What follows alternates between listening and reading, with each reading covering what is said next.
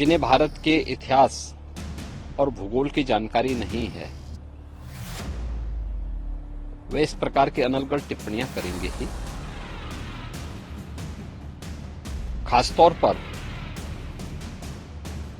जब मैं राहुल गांधी की बात करता हूं तो मुझे याद आता है कि जिन लोगों ने कभी अपने आप को एक्सीडेंटल हिंदू कहा है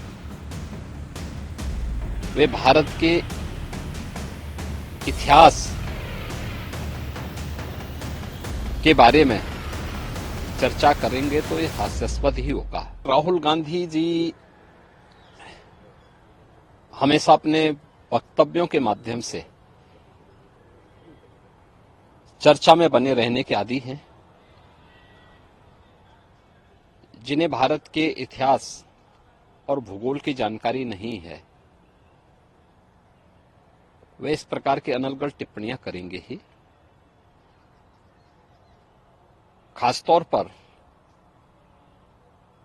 जब मैं राहुल गांधी की बात करता हूं तो मुझे याद आता है कि जिन लोगों ने कभी अपने आप को एक्सीडेंटल हिंदू कहा है वे भारत के इतिहास के बारे में चर्चा करेंगे तो ये हास्यास्पद ही होगा। भारत की एक समृद्ध परंपरा रही है और भारत को भारत बनाने के लिए हमारे ऋषि मुनियों, राजा महाराजाओं, जनता जनार्दन और समाज के प्रत्येक तबके का अपने अपने क्षेत्र में सबका योगदान रहा है। मुझे आश्चर्य इस बात का होता है कि राहुल जी बोलते समय क्यों उन राजाओं के योगदान को भूल गए जिन लोगों ने भारत को भारत बनाने में योगदान दिया है। चंद्रगुप्त मौर्य हैं, अशोक महान हैं, महाराज मिहिर भोज हैं। यही परंपरा आगे बढ़ती है। पृथ्वीराज चौहान हैं, महाराणा प्रताप हैं, इससे पहले महाराज सुहेलदेव हैं, छत्रपति शिवाजी महाराज हैं।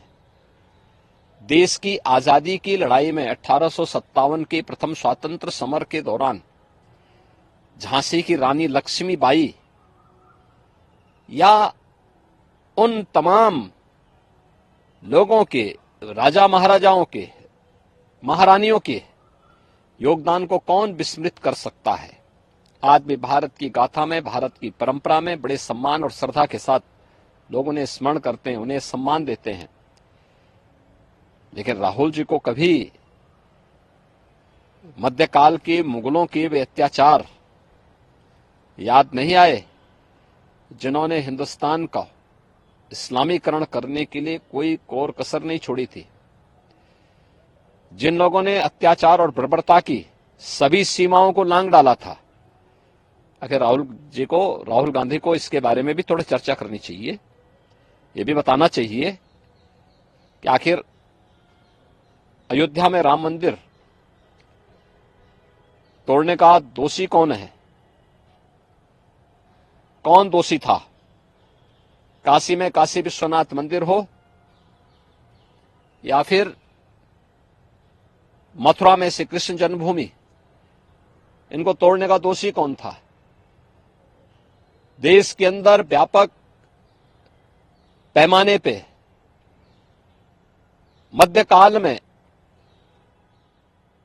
देश की सनातन संस्कृति और सभ्यता के खिलाफ तलवार के बल पर नरसंहार करने वाले कौन लोग थे।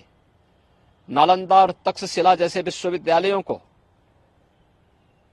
किन्होंने नष्ट किया था, कौन लोग थे वह, उनकी भी तो थोड़ा चर्चा कर लेते।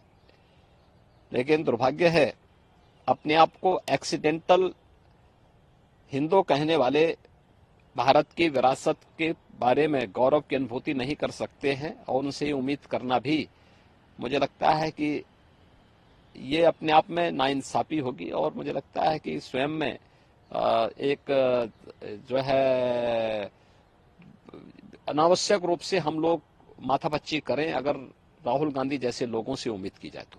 सर, एक इशू है, कांग्रेस का कहना है कि अगर वो सत्ता में आते हैं तो सीए कानून को जो है समाप्त कर देंगे, नहीं लागू होने देंगे। क्या वजह लगती है, क्यों कांग्रेस को सीए से इतना एलर्जी है? देखिए, नहीं लागू करना चाहिए। कांग्रेस का वास्तविक चेहरा देश और दुनिया के सामने आ गया है।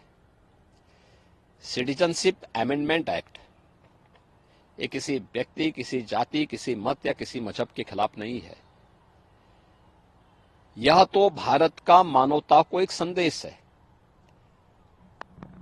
पाकिस्तान, बांग्लादेश और अफगानिस्तान के अंदर जो हिंदू, सिख, बौद्ध, जैनी, पारसी, ईसाई, इन सबको उनकी भूमि पे प्रताड़ित कर दिया गया, बर्बर अत्याचार किए गए और वे लोग वहां से छोड़ करके शरणार्थी के रूप में भारत में आए हैं। 5 वर्ष पहले से रह रहे हैं। सीएए उनको भारत की नागरिकता देने का पक्षधर है और भारत अपनी मानवीय संवेदना की पक्षधर होने के नाते उन लोगों को भारत की नागरिकता देना चाहता है। आखिर कांग्रेस को इससे क्या एलर्जी है? या कांग्रेस उन कट्टरपंथियों के दबाव में क्यों आ रही है जो मानवता के दुश्मन हैं? कांग्रेस का यह वक्तव्य मानवता के खिलाफ है, मानवीय संवेदना को रौंदने वाला है और कांग्रेस के बर्बर चेहरे को प्रदर्शित करता है।